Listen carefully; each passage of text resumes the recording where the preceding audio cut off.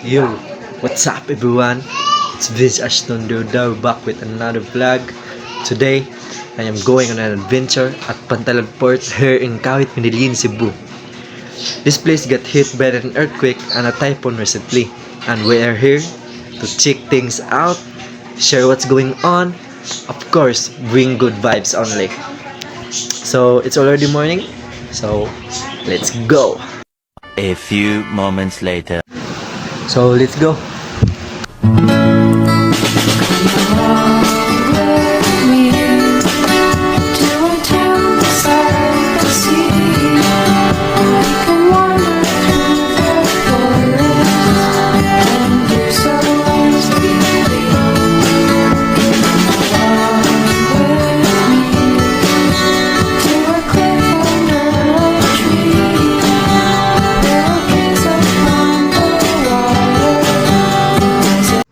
So when I was a kid, this is my school.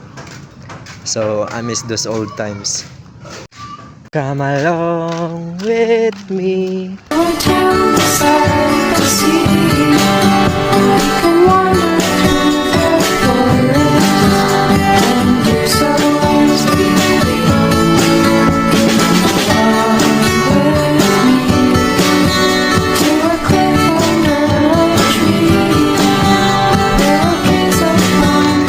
Guys, mo ni guys ang tag-of-war sa mga professional. Tag-of-war sa mga professional guys.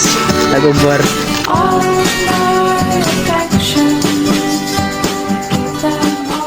Nga. So, para di na tayo makapabot mo, teleport na lang ta. Wishing! 2 hours later. So, we just got here in Kawit, Pantalan Port. So, let's go! 1 eternity later. And finally, we are here. And we can see that there is a big crack happening. It is because of the big earthquake that happened and the super typhoon that made a landfall here in the Visayas. But don't worry, it's safe for now. The engineers already checked it. If it wasn't, trust me, I'll be vlogging from my house instead. So being here today really reminds me that even the ground shakes or there is a storm, we should stand our ground and rise.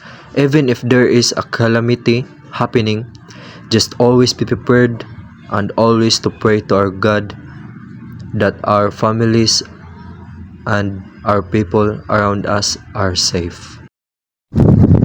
So that's all for today's video guys. It's getting late and hope you all have a great day and keep safe always, and just pray to God that this earthquake will stop.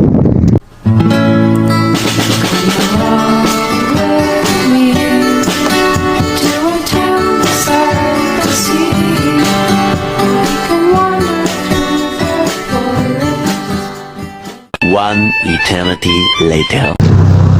So, mo-teleport na punta sa mga kay kapoy na kay Glakaw. Whoosh!